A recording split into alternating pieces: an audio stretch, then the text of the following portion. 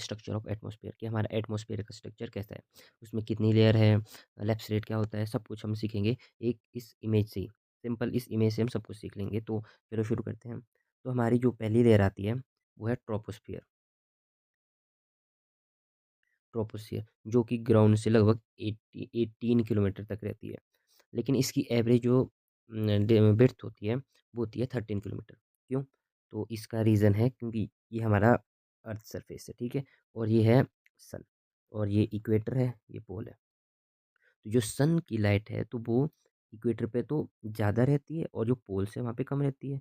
तो इक्वेटर पे ज़्यादा रहती है तो यहाँ पे तो इवेपोरेशन जो एयर का राइज है वो ज़्यादा होता है। तो वो लगभग 18 किलोमीटर तक चला जाता है, और जो पोल्स हैं वहाँ पे उतनी इंसुलेशन नहीं आ पाती और जिसके कारण एयर उतनी राइज नहीं कर पाती है। तो ये लगभग 0 से 8 किलोमीटर तक ही चला जा पाती है। तो जो ट्रोपोस्फियर है तो ये पूरी सेम नहीं है, तो ये इस प्रकार की रहती है लगभग। यहाँ पोल्स पे 8 किलोमीटर तक और इक्वेटर पे 18 किलोमीटर तक चली जाती है। तो इसकी एवरेज लगभग 13 किलोमीटर तक की इसकी विड्थ रहती है। तो मैंने आपको बता दिया कि ये ऐसा क्यों होता है, और जो क्लाउड फॉर्मेशन है वो भी ट्रोपोस्फियर में ही बनती है। तो ये था हमारा ट्रोपोस्फियर। तो हमारी नेक्स्ट लेयर जो है, इसको मिटा देते हैं। तो नेक्स्ट लेयर हमारी आती है स्ट्रेटोस्फियर।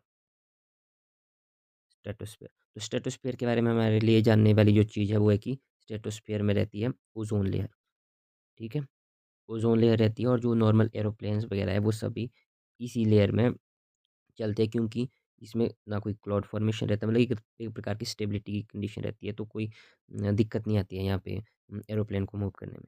और उसके बाद आती है, और इसकी स्ट्रेटोस्फियर की डिस्टेंस भी आपको बता देता हूँ, ये रहती है 11 से 50 किलोमीटर के आसपास। और इसके बाद आती है मीजोस्फियर। तो जो भी मीटेoroid का बर्न होते हैं वो सब मीजोस्फियर में बर्न होते हैं, और इसका डिस्टेंस है 50 से लगभग 80-90 के आसपास, ठीक है। और इसके बाद आती है थर्मोस्फियर। थर्मोस्फियर में आती है, इसका डिस्टेंस रहता है लगभग 80-90 से 800 किलोमीटर तक। कई बुक्स में ऊपर नीचे भी बता देते हैं, लेकिन ये इसकी एवरेज डिस्टेंस है। और जो भी हमारी जो लाइट्स होती है ना, जो आसमान में दिखते हैं, जो ऐसे रील्स वगैरह यूट्यूब पे भी देखते होंगे आप, एक ब्लू ग्रीन लाइट जिसको बोरोलिस ऑस्ट्रिस वगैरह, वो सब इस लेयर में आते हैं। और लास्ट लेयर है हमारी एक्सोस्फीयर। इसका डिस्टेंस है 800 से 3000 किलोमीटर तक। जो भी हमारे इंटरनेशनल स्पेस स्टेशन वगैरह हैं वो सब इसी लेयर में रहते हैं। और बाकी मैं आपको लैप्स रेट के बारे में भी बता देता हूँ। तो लैप्स रेट होता है कि जैसे-जैसे हम अर्थ के सरफेस से ऊपर जाते हैं तो टेम्परेचर का डिक्रीज़ होना शुरू हो जाता है। उसको बोलते हैं lapse rate. Normal lapse rate होता है 6.5 डिग्री सेल्सियस पर किलोमीटर। 6.5 डिग्री पर किलोमीटर, तो ये जाता है ऐसे। इसका ग्राफ जाता है ऐसे, ऊपर जाते-जाते डिक्रीज़ होता है, लेकिन स्ट्रेटोस्फीयर में आते ही इंक्रीज़ होना शुरू हो जाता है। क्यों?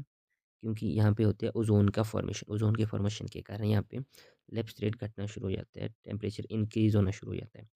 और फिर उसके बाद जैसे हम मीज़ोस्फीयर में जाते हैं तो टेम्परेचर वापस से घटना शुरू हो जाता है, क्योंकि यहाँ पे कोई गैसेज़ नहीं है जो अ अ, जो सोलर के आने वाली इंसुलेशन को ट्रैप कर पाए। उसके बाद आती है थर्मोस्फीयर। इस थर्मोस्फीयर में वापस से टेम्परेचर इंक्रीज़ होना शुरू हो जाता है। क्यों? क्योंकि यहाँ पे प्रेज़ेंट है आयन्स। आयन्स के कारण टेम्परेचर इंक्रीज़ होना शुरू हो जाता है, और उसके बाद टेम्परेचर वापस से डिक्रीज़ होना शुरू हो जाता है। तो ये था हमारा नॉर्मल एब्सटेट, जो कि आपको याद रहेगा, जो कि है 6 पॉइंट, चल ले पेन, पेन नहीं निकल, 6.5 डिग्री सेल्सियस पर किलोमीटर। तो होप आपको वीडियो अच्छी लगी होगी। Thank you.